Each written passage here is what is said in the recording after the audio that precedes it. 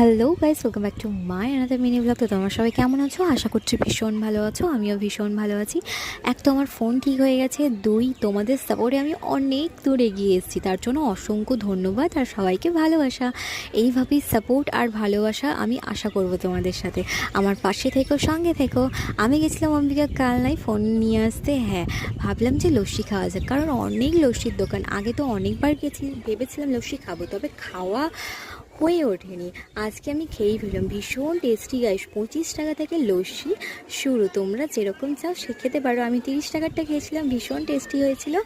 যারা খেয়েছো তারা তো জানোই, আর যারা যাওনি কি করছো, যখন তোমরা অম্বিকা কালনায় যাবে অবশ্যই কিন্তু লস্যিটা একবার হলেও ট্রাই করো। আজকের মিনি ব্লগ কিন্তু এই পর্যন্ত। সকলে ভালো থেকো, নিজের খেয়াল রেখো গাইস। টাটা।